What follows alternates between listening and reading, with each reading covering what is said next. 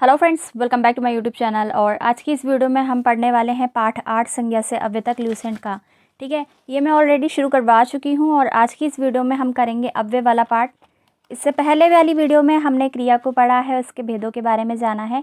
अगर आपने वो वीडियो नहीं देखा तो फटाफट से देख लीजिए और चैनल को कर दीजिए सब्सक्राइब। वीडियो का लिंक इस वीडियो के डिस्क्रिप्शन में है। चलिए करते हैं आज का वीडियो शुरू। तो मैं यहाँ पर थोड़ा थोड़ा आपको बता दूँ, ये आपकी बुक का पेज नंबर है 76। ठीक है, जिसके पास ये बुक है उनके लिए भी काफ़ी अच्छी वीडियो होने वाली है, काफ़ी यूज़फुल रहेगी। और जिनके पास नहीं है उनको टेंशन लेने की ज़रूरत नहीं है, मैंने पूरी इस किताब की वीडियोस प्रोवाइड करवा रखी हैं इस चैनल पर। ठीक है, तो प्लेलिस्ट पर जाकर आप उन वीडियोस को वॉच कर सकते हैं। चलिए करते हैं आज का ये वीडियो शुरू। तो अव्यय है इस टॉपिक का नाम। ठीक है, तो सबसे पहले मैं आपको थोड़ा थोड़ा मोटा मोटा बता देती हूँ ताकि आपको इसको डिटेल में पढ़ने में कोई भी परेशानी ना हो। तो अव्यय क्या होता है? अव्यय वो शब्द होता है जिसमें कि लिंग, जाति, कारक, वचन या किसी भी आधार पर कोई भी परिवर्तन नहीं होता, ऐसे शब्दों को कहा जाता है अव्यय। अगर बात करें अव्यय के भेदों की, तो इसके 4 भेदों के बारे में हम जानने वाले हैं। पहला क्रिया विशेषण, ठीक है, दूसरा संबंध बोधक, उसके बाद समुच्चय बोधक और विस्मयादि बोधक। इन सभी के बारे में थोड़ा थोड़ा मोटा मोटा आपको बता देती हूँ ताकि जब आप डिटेल में पढ़ें तो कंफ्यूज ना हो। ठीक है, तो पहला है क्रिया विशेषण। इंग्लिश में आप इसे जानते हैं एडवर्ब के नाम से। क्रिया विशेषण क्या होता है? जो शब्द क्रिया की विशेषता बताते हैं उन्हें क्रिया विशेषण कहते हैं। ठीक है, और संबंध बोधक अवयव की अगर बात करें तो संबंध बोधक क्या होते हैं? ये संज्ञा के ठीक बाद में आते हैं। इसको प्रेपोजिशंस के नाम से जानते हैं आप इंग्लिश में। ठीक है, इंग्लिश में जो प्रेपोजिशंस होती है वो हिंदी में क्या होते हैं? संबंध बोधक अव्यय। उदाहरण के लिए आप इसमें देख सकते हैं, ये देखिए, वह दिन भर, तो यहाँ पर भर क्या हो गया? संबंध बोधक अव्यय। मैं विद्यालय तक गया था, तो यहाँ पर तक क्या हो गया? संबंध बोधक अव्यय। तो यहाँ पर थोड़ा थोड़ा ब्रीफ में बता रही हूँ अभी मैं। आगे बढ़ते हैं अगले भेद की तरफ, जो कि है समुच्चय बोधक। इंग्लिश में इसे आप कहते हैं कंजक्शन। ये क्या होते हैं? दो शब्दों को, दो वाक्यांशों को, यानी कि वाक्य के अंशों को या फिर दो अलग अलग वाक्यों को आपस में जोड़ते हैं। ठीक है, जैसे कि और शब्द है वो क्या हो जाएगा? समुच्चय बोधक अव्यय। ठीक है, अगर बात की जाए चौथे भेद की, जो कि है विस्मयादि बोधक, तो विस्मयादि बोधक अव्यय कौन से होते हैं? जिसमें कि ऐसे शोक वाला साइन लगा रहता है, हर्ष, आश्चर्य, हैरानी के लिए।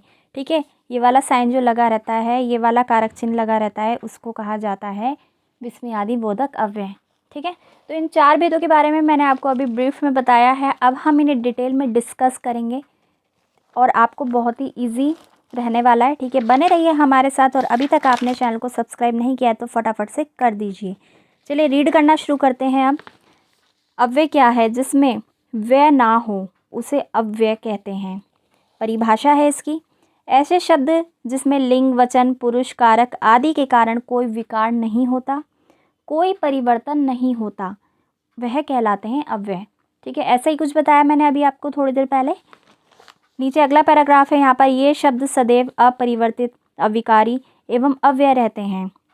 इनका मूल रूप स्थिर रहता है, बदलता नहीं है, जैसे आज, कब, इधर, किंतु, परंतु, क्यों, जब, तब और अतः, इसलिए। ये सारे शब्द क्या हैं? अव्यय हैं। इनमें कोई भी परिवर्तन नहीं किया जा सकता है। ठीक है, अब आप कभी नहीं भूलेंगे अव्यय किन्हें कहा जाता है। अब हम बात करते हैं अव्यय के भेदों की। तो अव्यय के भेद हैं 4। पहला भेद है यहाँ पर क्रिया विशेषण, यानी कि एडवर्ब। जो शब्द क्रिया की विशेषता बतलाते हैं या फिर बताते हैं उन्हें क्रिया विशेषण कहा जाता है। अब क्रिया विशेषण के भी कई भेद हैं, इसके बारे में देख लेते हैं। अब आप डिटेल में समझेंगे, आपको अच्छे से समझ आएगा क्योंकि आप क्रिया विशेषण को जान चुके हैं। चलिए, अर्थ की दृष्टि से पहले हम देखेंगे क्रिया विशेषण के अर्थ की दृष्टि से कितने भेद हैं। तो अर्थ की दृष्टि से 4 भेद हैं: स्थानवाचक, कालवाचक, परिमाणवाचक और रीतिवाचक। ठीक है, तो स्थानवाचक किस और संकेत करेगा? स्थान के बारे में कुछ बताएगा। इसको डिटेल में रीड करते हैं यहाँ से। जिस क्रिया विशेषण से किसी क्रिया की स्थिति या दिशा का बोध हो उसे स्थानवाचक क्रिया विशेषण कहते हैं। ठीक है, क्लियर है? जैसे हम बाहर जाएंगे, भाई कहाँ जाएंगे? बाहर। बाहर क्या है? स्थान है। तुम दाएं मुड़ोगे, ठीक है, दिशा का बोध हो रहा है, जगह का बोध हो रहा है, तो वहाँ पर क्या है? स्थानवाचक क्रिया विशेषण है। स्थिति का बोध कराने वाले क्रिया विशेषण कहाँ का उत्तर बताते हैं। ठीक है, यहाँ पर आपको क्लियर हो गया कि जहाँ पर स्थानवाचक क्रिया विशेषण है वहाँ पर स्थान या फिर दिशा की ओर संकेत किया जाएगा। अगले पेज पर चलते हैं, पेज नंबर 77 पर। जैसे प्रश्न हम कहाँ जाएंगे, तो आपको उत्तर मिला हम बाहर जाएंगे। ठीक है, दिशा का बोध कराने वाले क्रिया विशेषण किधर का उत्तर बताते हुए प्रश्न बनता है तुम किधर मुड़ोगे, उत्तर बना तुम दाएं मुड़ोगे। इसको डिटेल में आप यहाँ से देख सकते हैं। स्थितिवाचक में यहाँ पर यहाँ, वहाँ, जहाँ, तहाँ, कहाँ, आगे, पीछे, ये आप समझ ही जाएंगे। ठीक है, ज़्यादा बहुत डिटेल में नहीं जाते हैं। दिशावाचक में इधर, उधर, किधर, ये सारी चीज़ें आ जाएंगी। अब हम देखते हैं क्रिया विशेषण का अगला भेद क्या है, कालवाचक। तो कालवाचक क्या बताएगा आपको, काल के बारे में कुछ बताएगा, अवधि के बारे में बताएगा, या फिर बारंबारता कि रिपीटेशन कितनी बार हो रहा है, कैसे हो रहा है। चलिए पढ़ ही लेते हैं इसको। जिस क्रिया विशेषण से क्रिया के काल अर्थात कब का उत्तर का बोध हो उसे कालवाचक क्रिया विशेषण कहते हैं। जैसे मेरा भाई आज दिल्ली जाएगा, तो प्रश्न बनता है कब जाएगा, उत्तर मिला आज। ठीक है, काल समय के बारे में कुछ जानकारी मिल रही है आपको, इसलिए यहाँ पर क्या है, कालवाचक क्रिया विशेषण। गाड़ी अभी खुलेगी, कब खुलेगी, अभी, तो यहाँ पर भी काल की बात हो रही है। इसको डिटेल में आप यहाँ से समझ सकते हैं। समयवाचक में समय के बारे में बात होगी, अवधिवाचक के बारे में अवधि के बारे में बात होगी। ठीक है, बारंबारता यानी हर बार, कई बार, प्रतिदिन, कितनी बार, ठीक है, इसके बारे में बात होती है। अब हम जानते हैं क्रिया विशेषण का अगला भेद जो कि है परिमाणवाचक। तो परिमाणवाचक क्या होता है, जिस क्रिया विशेषण से किसी क्रिया के परिमाण यानी कि क्वांटिटी, कितना का उत्तर का बोध होता है उसे परिमाणवाचक क्रिया विशेषण कहते हैं। ठीक है, जैसे छोकरी खूब बोलती है, भाई कितना बोलती है, खूब। ठीक है, स्त्री कुछ शर्माती है, कितना शर्माती है, कुछ। अगर वो बहुत शर्माती है तो वहाँ पे आ जाता बहुत। तो यहाँ पर क्या हो रहा है, क्रिया विशेषण का परिमाणवाचक भेद है। ठीक है, पेपर में आपसे बहुत ज़्यादा डिटेलिंग नहीं की जाएगी, बस आपसे पूछा जाएगा अव्यय क्या होता है, अव्यय छांटिए, या फिर अव्यय का भेद बताइए, क्रिया विशेषण का भेद पूछ लेंगे आपसे, या फिर समुच्चय बोधक का, या फिर संबंध बोधक अव्यय का भेद पूछ लेंगे। तो बने रहिए हमारे साथ, आगे बढ़ते हैं। अगला इसका भेद है क्रिया विशेषण का रीतिवाचक।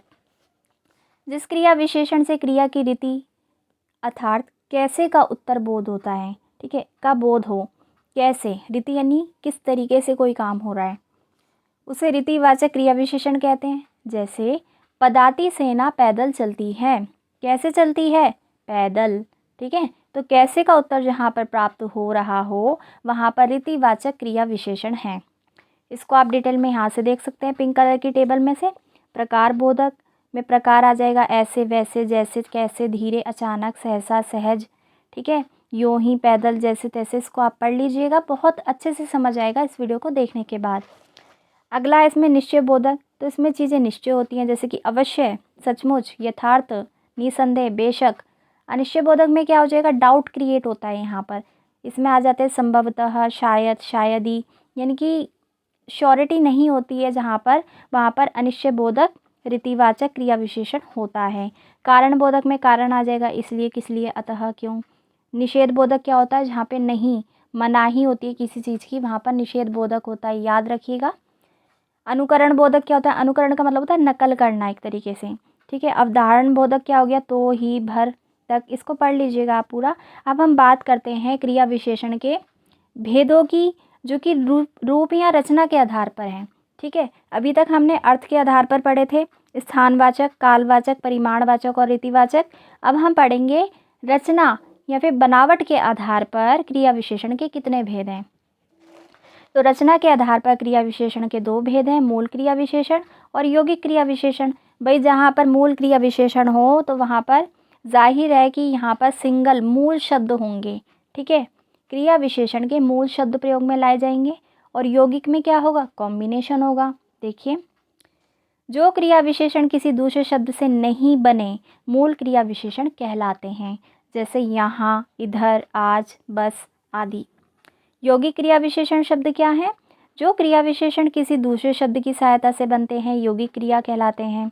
जैसे रात भर, हर बार, यहाँ तक, बारी बारी, साथ साथ। ठीक है, तो अभी तक हमने पढ़ा क्रिया विशेषण के भेद अर्थ के आधार पर और रूप या फिर रचना के आधार पर। तो चलिए आगे बढ़ेंगे और अव्यय के दूसरे भेद की तरफ चलेंगे, संबंध बोधक। इंग्लिश में इसे आप प्रेपोजिशंस के नाम से जानते हैं, लेकिन इससे पहले ऊपर देख लीजिए काफ़ी सारी डिटेलिंग कर रखी है। अगर आप जानना चाहते हैं कि यौगिक क्रिया विशेषण का निर्माण कैसे होता है तो आप इसको पढ़ लीजिएगा। बाकी बहुत ज़्यादा डिटेल में आपको जाने की ज़रूरत नहीं है, मैं इंपॉर्टेंट चीज़ें ही यहाँ पर आपको करवा रही हूँ, ठीक है। जहाँ से क्वेश्चंस बनेंगे वो चीज़ें मैं आपको करवा रही हूँ। तो अभी तक हमने पढ़ा अव्यय का पहला भेद जो कि था क्रिया विशेषण, ठीक है। अब सेकंड की तरफ चलते हैं, समुच्चय बोधक।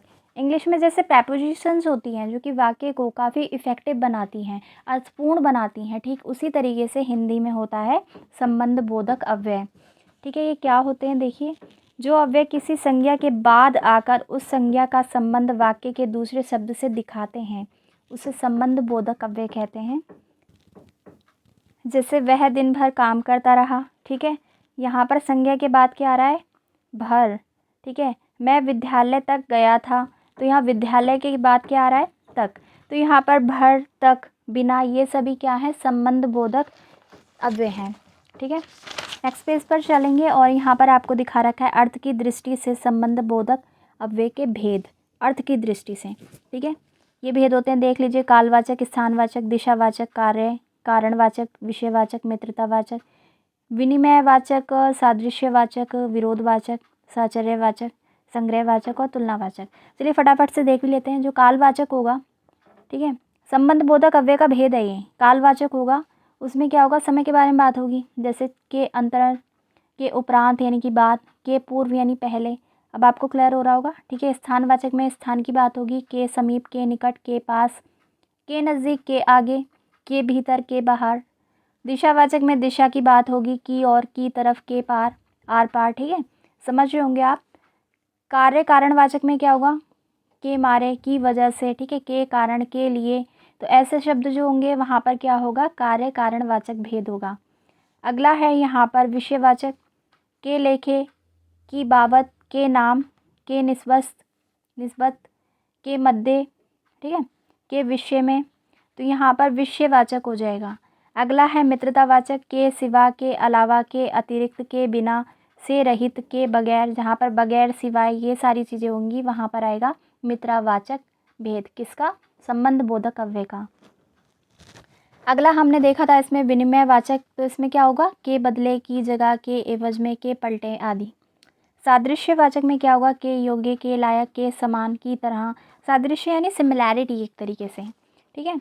और विरोधवाचक में चीज़ें जो है उल्टे चली जाती है, मतलब विरोध में चली जाती है, अगेंस्ट में चली जाती है, जैसे कि के विपरीत, मतलब अपोजिट डायरेक्शंस में जो चीज़ें होती हैं वहाँ पर कौन सा भेद होगा, समुच्चय बोधक का, विरोधवाचक।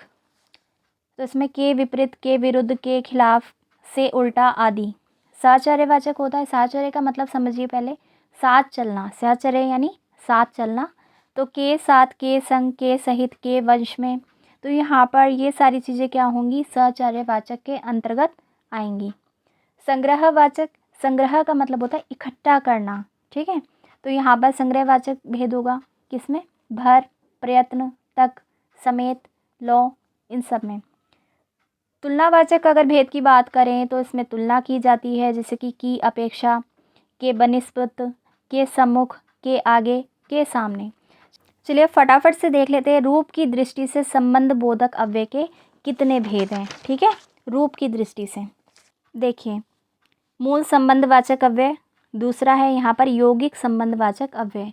तो मूल जो होगा उसमें किसी भी तरीके का मिक्सचर नहीं होगा, यौगिक नहीं होगा। यौगिक में क्या होगा, मिले जुले शब्द होंगे।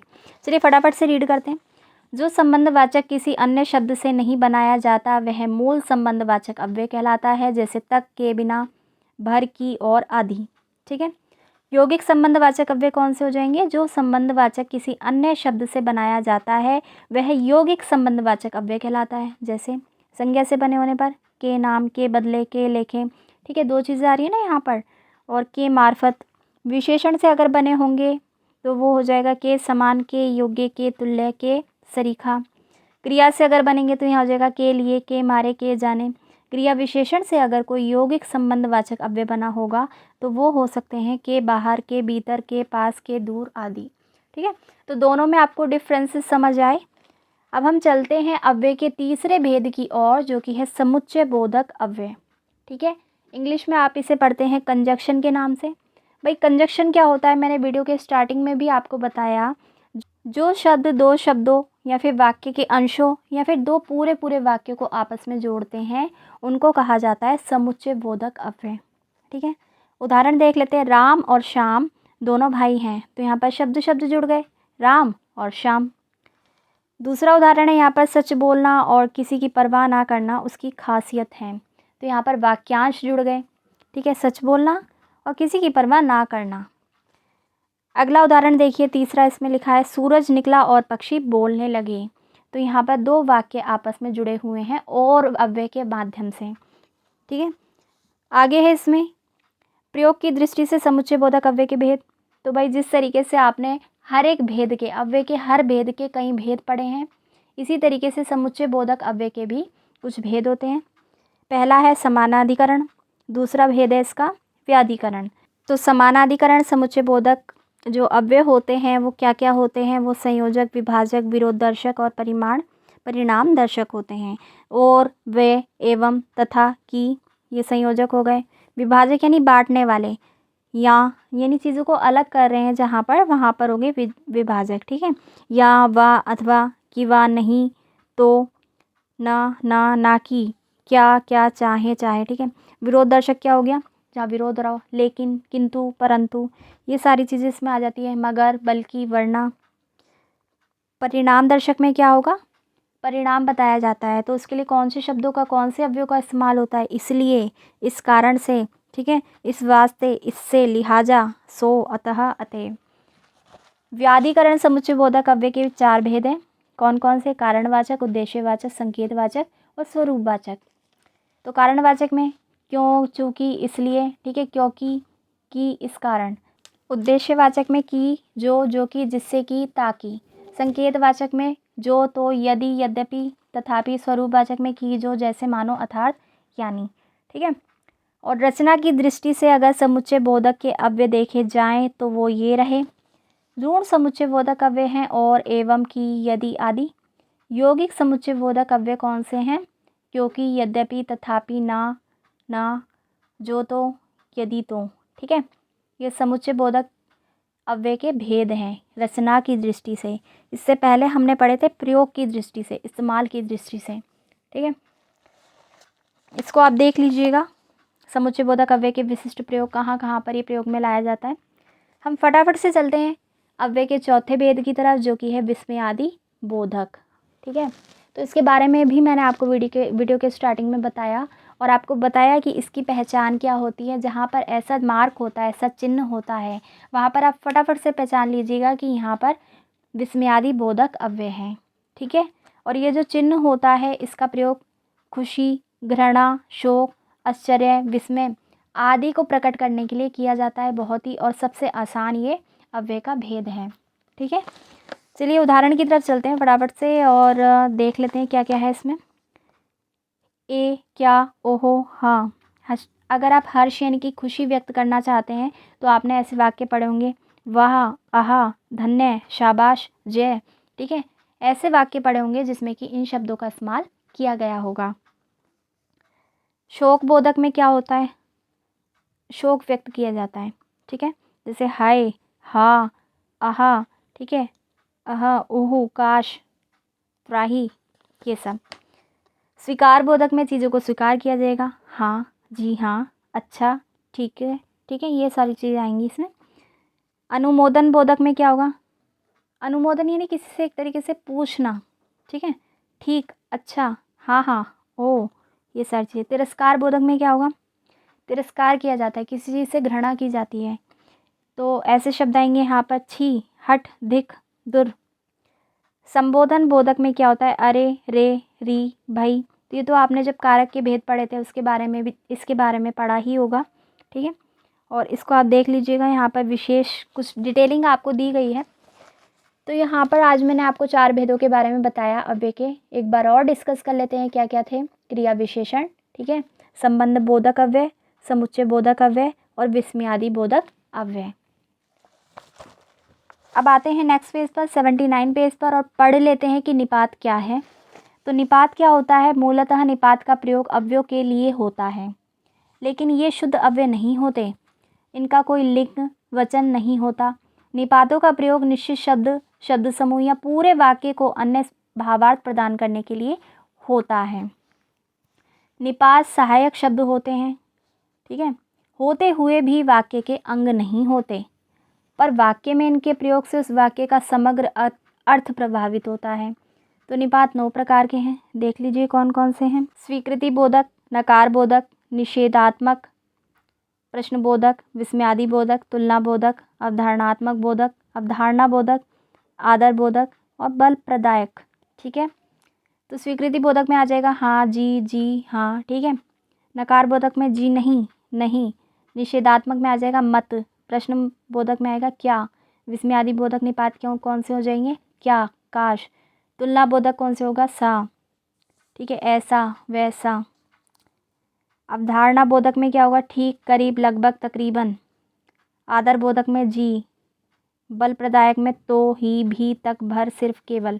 ठीक है, और यहाँ पर दूसरी तरफ आपको समझा रखा है डिटेल में। हिंदी में अधिकांश निपात उस शब्द या शब्द समूह के बाद आते हैं जिनको वे विशिष्टता या बल प्रदान करते हैं। बहुत ही अच्छे से समझ आएगा। यहाँ से उदाहरण दे रखे हैं आपको, रमेश ने ही मुझे मारा था। ठीक है, यहाँ वाक्य को बल प्रदान किया जा रहा है कि रमेश ने ही मारा है, तो ही क्या है यहाँ पर, निपात है। ठीक है, सेकंड यहाँ पर रमेश ने मुझे ही मारा था, तो यहाँ पर ही क्या है, निपात है। रमेश ने मुझे मारा ही था, अर्थात मारा ही था, गाली आदि नहीं दी थी। ठीक है, तो यहाँ पर जो है वाक्य में अर्थ को प्रभावित किया जाता है, बहुत ही क्लियर हो जाता है निपात से वाक्य का अर्थ। ठीक है, अब नीचे देखते हैं कि अव्यय का पद परिचय किस तरीके से आप करेंगे। तो वाक्य में अव्यय का पद परिचय देने के लिए उसमें अव्यय, उसका भेद, ठीक है, भेद तो हम पढ़ ही रहे हैं, उससे संबंध रखने वाला पद इन्हीं बातों का उल्लेख करना चाहिए। जैसे कि आपके पास मान लीजिए एक उदाहरण है, वह धीरे धीरे चलता है, तो इसमें धीरे धीरे क्या हो गया, अव्यय। ठीक है, क्रिया की विशेषता बताई जा रही है कि वो चल रहा है, कैसे चल रहा है, धीरे धीरे। रीतिवाचक है, ठीक है, कि कैसे चल रहा है, धीरे। क्रिया, इसमें क्रिया भी आ जाती है क्योंकि वो चल रहा है। तो इस तरीके से आप अव्यय का पद परिचय करेंगे।